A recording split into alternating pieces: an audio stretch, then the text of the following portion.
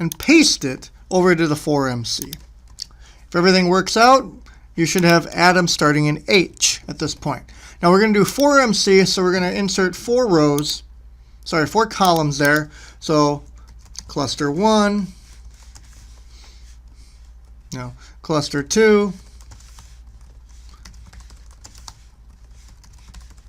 Okay, we're going to go down here and do distance from cluster 1 and drag down to cluster 4. Over here, it doesn't matter where you put it. We're going to put total distance in A35. We're going to use that in just a little bit.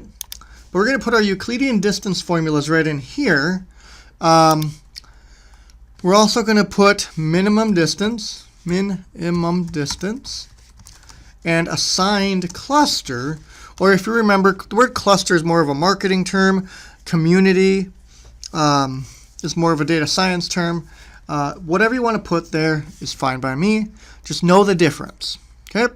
So put simply, we're going to go get the Euclidean distance formula here, just so you know exactly where to get it from as well. So these are the formulas. Now I show you the brackets here. Copy them over if you wish. Excel's not going to like it because it's going to see it as text. So get rid of them. Okay? Make sure you start with an equals. And then I want you to do a Shift Control Enter. And that's going to give us our array format instead of numerical format. Again, those of you in computer science would understand that quickly. Now, because we just dragged down, because we didn't want to copy that nasty formula, as we're looking at distance from cluster 2, it's still pointing to cluster 1, so we got to just move that over. Okay, we got a value there because I lost my array format, so I just hit Control Shift Enter again, and I'm going to keep going. Okay, same thing there, just keep going. And you might ask yourself, did I do this right? Because all the numbers are the same. Well, yes, they are, because you're multiplying by zeros. Okay, and then you're summing up something, but working with zeros in that formula. So now let's do the min function to look for the smallest distance in this set. And then we're going to do the match function. Now this is very careful here because at the end of the class I made a specific mention to this and some of you missed it. You got to put a comma 0 there to look up the exact thing. So what are we looking for?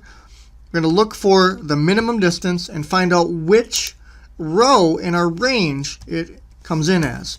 So when it finds this number here in this list, it's going to bring back it's in the first position or the second position, etc. Right now it's going to say 1 because it found it here because all the numbers are the same. So here's what we want to do. Let's drag this all the way across, all the way to Young. Okay, one thing that we need to do next is take the sum of all the distances, because this is what Solver is going to minimize. Because remember, why do we minimize? Well, because the tighter our people are in their clusters, the more accurate it is, meaning they have a sense of belonging. Okay, so now we can go up to Solver and punch in A36 in my spreadsheet minimum by changing those 4 clusters. Okay. Cluster groupings. Now those 4 cluster groupings, just going to delete some old stuff in here. I don't know how they got in there. These 4 cluster groupings are going to be less than equal to 1 and greater than equal to 0. We're really tightening this up here, and we're going to deal in 1s and 0s, so we want really tight data points.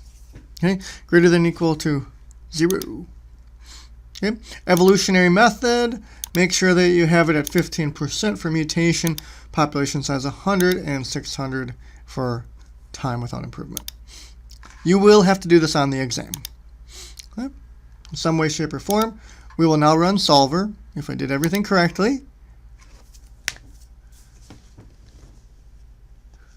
it will start running. So right now I'm at 152, 154, 147, and it's working down. In this model, we want to be 141 or 142 down to 138. You might have to hit it one more time if it doesn't play nice with you. But yeah, we'll go from there. So I'm going to pause this video while it does that work. Okay, so we got down to 141, which is within our spec. I could go ahead and hit solver again, and within about 5 minutes probably get down to 140, 139. But let's go ahead. Before we do the next step, I want you to look into whether you've got numbers in each cluster. Okay, so how do we do that? Well, let's go ahead and punch in the minimum and the max. Do we got a 1 and a 4? Yes, minimum of 1 and 4. Let's scroll a little bit and see if we can find a 2. I found a 2 and a 3. It's very important that you have all 4 clusters populated. Okay, you will always get all 4 populated. There will always be somebody in one of the clusters that you put together. If not, you did something wrong. Okay, did something wrong. So that's how we set up the cluster analysis. Now,